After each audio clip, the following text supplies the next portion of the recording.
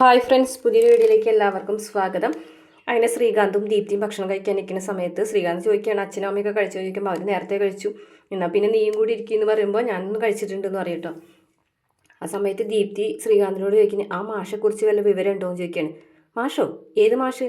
അല്ല, വിക്രം ചേട്ടൻ്റെ അച്ഛനെ കാണാതായി എന്ന് പറഞ്ഞല്ലോ, അതിനെക്കുറിച്ച് എന്തെങ്കിലും വിവരം ഉണ്ടോ എന്ന് ചോദിച്ചതാ.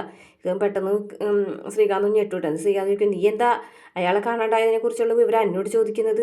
അല്ല, ശ്രീയേട്ടൻ എന്തെങ്കിലും അറിഞ്ഞോ എന്ന് അറിയാൻ വേണ്ടിയിട്ടാ. ആ, ഇങ്ങനെയാണ് മക്കൾ ഇത് തല്ലുകുളികളായ മക്കളുണ്ടായിട്ടുണ്ടെങ്കിൽ ഇങ്ങനെയൊക്കെ ഉണ്ടാവും എന്ന് പറയാനേ. അതിപ്പോൾ നീ അവരുടെ കാര്യത്തിലല്ല, നിൻ്റെ കാര്യത്തിലായാലും അങ്ങനെ തന്നെയാണ്. ജാതി മതമോ അല്ലെങ്കിൽ പദവിയോ ഒന്നും നോക്കാതെ ഓരോ ഇതിൽ ഏടാകൂടത്തിലൊക്കെ എടുത്ത് ചാടിയിട്ടുണ്ടെങ്കിലേ വീട്ടിലുള്ളവർക്ക് ഇതേപോലെ ബുദ്ധിമുട്ടുകളൊക്കെ ഉണ്ടാവും എന്ന് പറയാണ് കേട്ടോ. അപ്പോൾ അതിന് വേദചേച്ചി കാരണമല്ലല്ലോ അങ്ങനെയൊക്കെ സംഭവിച്ചത് എന്നാര് പറഞ്ഞു? വേദചേച്ചി കാരണമല്ലാന്ന് പറയാം കേട്ടോ.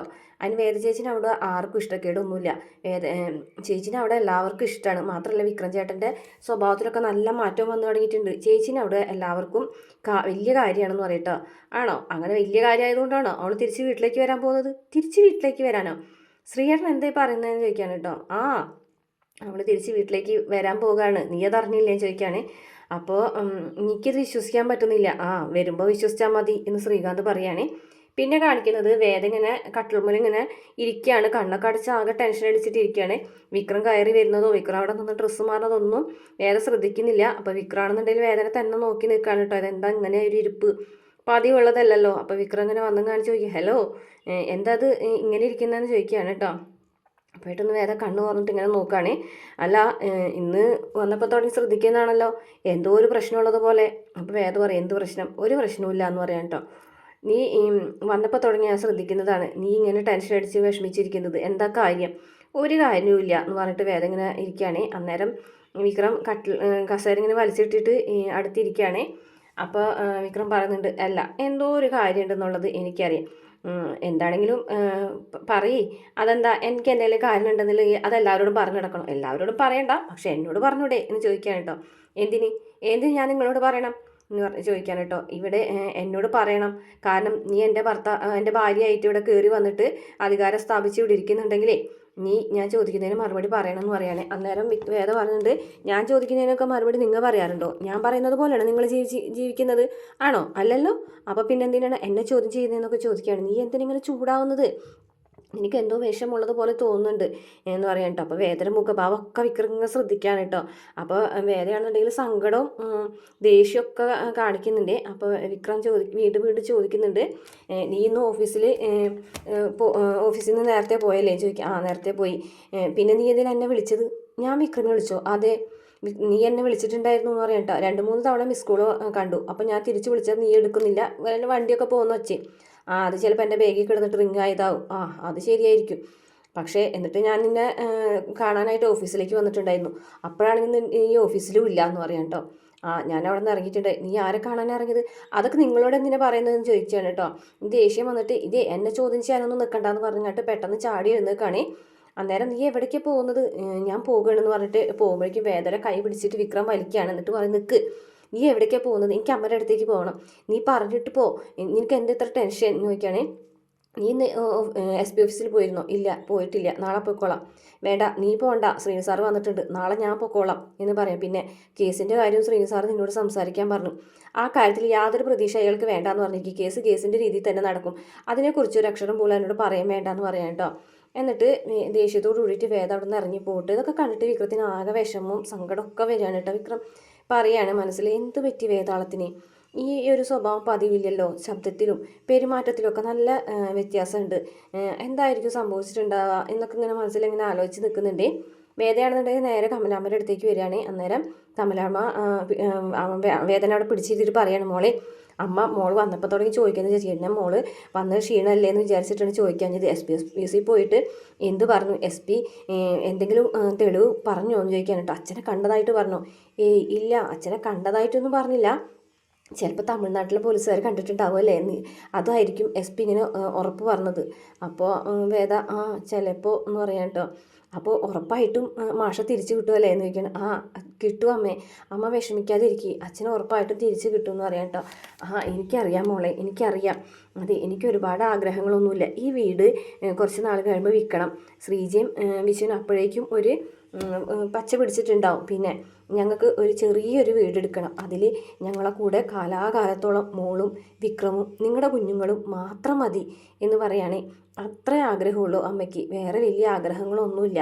പിന്നെ ഒരു കാലത്തും മോള് ഞങ്ങളെ വിട്ടുപോകില്ലല്ലോ അല്ലേ എന്ന് ചോദിക്കാൻ കേട്ടോ. അപ്പോൾ വേദമൊന്നും മിണ്ടാതെ സങ്കടത്തോടു കൂടി ഇരിക്കണം. അല്ലെങ്കിൽ തന്നെ നീ എവിടേക്ക് പോകാൻ അല്ലേ, അച്ഛനും അമ്മനെയൊന്നും വിട്ട് നീ പോകില്ല എന്ന് എനിക്ക് നന്നായിട്ടറിയാം. നീ എന്തായാലും ഞങ്ങളുടെ കൂടെ തന്നെ ഉണ്ടാവും അല്ലേ മോളെ എന്ന് ചോദിക്കുമ്പോൾ വേദ അതെ ശരി അമ്മയെന്നൊക്കെ പറയാൻ കേട്ടോ. ഇനി അമ്മ ഇത്തിരി നേരം കെടുക്കട്ടെ എന്ന് പറഞ്ഞിട്ട് കമലാമ്മ അവിടെ കെടുക്കുകയാണ്. അന്നേരം വേദ സങ്കടം കൊണ്ട് അവിടെ നിന്ന് എഴുന്നേറ്റ് നേരെ ബാത്റൂമിലേക്ക് പോകുകയാണ് കേട്ടോ. ബാത്റൂമിൽ ചെന്ന് നിന്നിട്ട് പൊട്ടിക്കറിയാണ് കേട്ടോ. എന്തായാലും വേദ തിരിച്ച് വീട്ടിലേക്ക് പോകും എന്നുള്ളൊരു തീരുമാനം എടുത്തിട്ട് തന്നെയാണ് അങ്ങനെ കരഞ്ഞുകൊണ്ട് നിൽക്കുകയാണ്. പിന്നെ കുറച്ച് കഴിഞ്ഞപ്പോൾ വിക്രമിൻ്റെ ഫോണിലേക്ക് ശ്രീനി സാറ് വിളിക്കുകയാണ്. എന്നിട്ട് നീ ഉറങ്ങുമോ എന്ന് ചോദിക്കുമ്പോൾ ഇല്ല സാർ ഞാൻ ഉറങ്ങിയിട്ടില്ല. എന്തായി വേദയോട് കേസിൻ്റെ കാര്യം സംസാരിച്ചോ എന്ന് ചോദിക്കുമ്പോൾ അത് പിന്നെ സാർ എന്ന് പറയാം കേട്ടോ. സംസാരിച്ചല്ലേ, പിന്മാറാൻ തയ്യാറല്ല അല്ലേ അവൾ ചോദിക്കുകയാണേ. അത് പിന്നെ സാറിന് അറിഞ്ഞൂടെ, അവളൊരു തീരുമാനം എടുത്തു കഴിഞ്ഞിട്ടുണ്ടെങ്കിൽ പിന്നെ അതിന് വിട്ടു നിൽക്കൂല എന്ന് പറയാം കേട്ടോ. അത് തന്നെയാണ് എൻ്റെ പ്രശ്നം. എനിക്കൊരു തീരുമാനം എടുക്കാൻ അറിയാഞ്ഞിട്ടൊന്നുമല്ല, പക്ഷേ ഇടയിൽ നീ വന്നു പോയി അതുകൊണ്ടാണ് എന്ന് പറയും. എന്തായാലും നാളെ SP ഓഫീസിൽ പോയതിന് ശേഷം എനിക്ക് കുറച്ച് കാര്യങ്ങൾ ചെയ്ത് തീർക്കാനുണ്ട് എന്ന് പറയട്ടോ. ശരി സാർ, എന്തായാലും വേദനയോട് പറഞ്ഞിട്ട് കാര്യമൊന്നുമില്ലല്ലോ, നീ ഒരു കാര്യം ചെയ്യ്, ഇപ്പോൾ കിടന്നുറങ്ങ്, എന്നിട്ട് നാളെ നേരത്തെ ഇങ്ങോട്ട് വായോ എന്ന് പറഞ്ഞിട്ട് ഫോൺ കട്ട് ചെയ്യുകയാണ്. എന്നിട്ട് ശ്രീ സാർ ഇങ്ങനെ ദേഷ്യത്തോട് കൂടിയിട്ട് ഇങ്ങനെ നിൽക്കുന്നുണ്ട്. പിന്നെ കാണിക്കുന്നത് വേദ കമലാമ്മൻ്റെ അടുത്ത് ഇങ്ങനെ ഇരിക്കുകയാണ്. എന്നിട്ട് ശ്രീകാന്ത് പറഞ്ഞ കാര്യമൊക്കെ ആലോചിക്കുകയാണ്.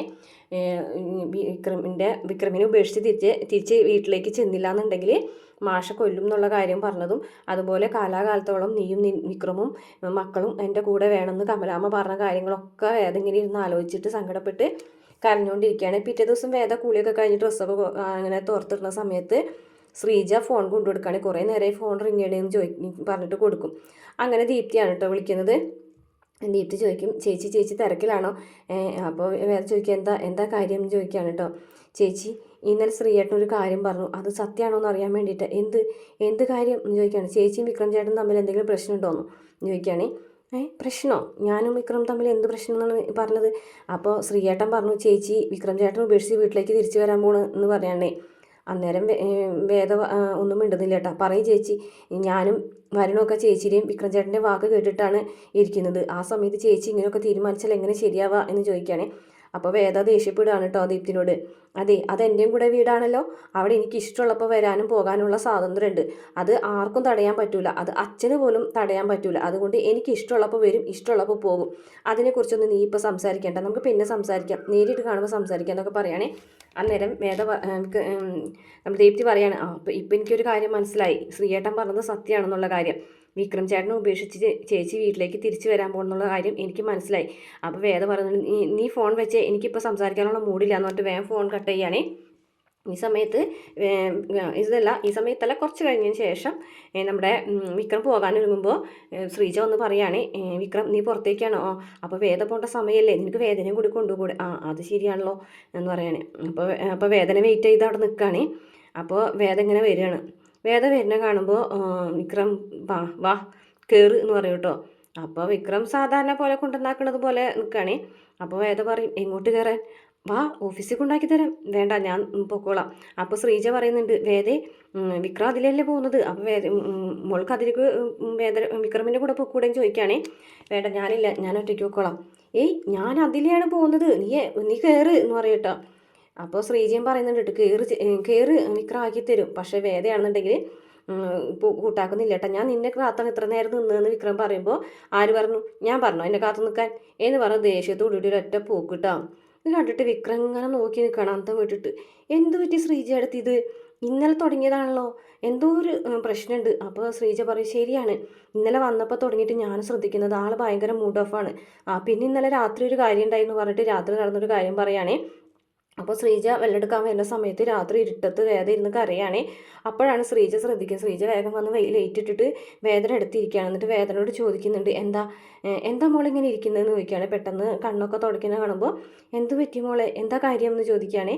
അപ്പോൾ ശ്രീജനോട് വേദ ഒന്നും പറയുന്നില്ല കേട്ടോ. മോളെ എന്തെങ്കിലും ഉണ്ടെങ്കിൽ പറയ് എന്ന് പറയുകയാണേ. പക്ഷേ ഒന്നും പറയുന്നില്ല കേട്ടോ. വേദ കണ്ണ് തുടച്ചുകൊണ്ട് അവിടെ നിന്ന് എഴുന്നേറ്റ് പോവുകയാണേ. അപ്പോൾ വിക്രമിനോട് ഈ കാര്യം പറയുമ്പോൾ വിക്രമിന് ആകെ ടെൻഷനാവട്ടെ, എന്തോ സംഭവിച്ചിട്ടുണ്ട് എന്ന് മനസ്സിലാക്കുകയാണ്. ഇത്രയാണ് ഇന്നത്തെ എപ്പിസോഡിൽ പ്രമോല് കാണിച്ചിട്ടുള്ളത്. വേദന വിക്രം ഫോളോ ചെയ്യുന്നുണ്ട് കേട്ടോ. ശ്രീകാന്തിൻ്റെ ഓഫീസിലേക്ക് കയറി പോകുന്നതൊക്കെ വിക്രം കാണുന്നുണ്ട്. അപ്പോൾ വിക്രം പുറത്ത് നിന്ന് നോക്കുകയാണ് വേദ അവിടേക്ക് പോകുന്നതും ഇറങ്ങി വരുന്നതൊക്കെ. അതിനുശേഷം ശ്രീകാന്ത് വേദയോട് പറയാണ് വിക്രമുമായിട്ടുള്ള ഡിവോഴ്സ് പേപ്പറിൽ ഒപ്പിടാനായിട്ട്. അങ്ങനെ വേദ ഡിവോഴ്സ് പേപ്പറിൽ ഒപ്പിട്ട് കൊടുക്കുകയാണ്. ഇപ്പം നീ ഒപ്പിട്, നീ വീട്ടിൽ വന്നതിന് ശേഷം അവനുള്ള പേപ്പർ ഞാൻ അയച്ചോളാം എന്ന് പറയുകയാണ്. പിന്നെ വീട്ടിലേക്ക് വന്നതിന് ശേഷം വിക്രം വേദനോട് ചോദിക്കുന്നുണ്ട്, അച്ഛൻ്റെ മിസ്സിങ്ങിന് പിന്നിൽ നീ ശ്രീനി സാറുണ്ടോ എന്ന് ചോദിച്ചില്ലേ? പകരം വേറൊരു ചോദ്യം ഞാൻ നിന്നോട് ചോദിക്കട്ടെ, അച്ഛൻ്റെ മിസ്സിങ്ങിനുള്ളിൽ നിൻ്റെ ചേട്ടൻ എങ്ങാനുണ്ടോ എന്ന് ചോദിക്കുന്നുണ്ട്. അന്നേരം വേദ ആകെ ഞെട്ടിപ്പോകുന്നുണ്ട്. അതിനുശേഷം പിന്നെ ശ്രീജ വന്നിട്ട് എന്താണ് കാര്യം എന്നൊക്കെ ചോദിക്കുമ്പോൾ ശ്രീജനോട് ദേഷ്യപ്പെടാണ്. ഒന്ന് സ്വൈര്യമായിട്ടിരിക്കാം, സമയം തരും, ഒന്ന് എഴുന്നേറ്റ് പോകുമെന്നൊക്കെ ചോദിക്കാനിട്ട് എല്ലാവരെയും വെറുപ്പിക്കുകയാണ് വേദ. കാരണം താൻ ഇവിടുന്ന് പോകുമ്പോൾ തന്നെ എല്ലാവരും വെറുക്കണം എന്നുള്ള രീതിയിലാണ് കേട്ടോ വേദ എല്ലാവരോടും പെരുമാറുന്നത്.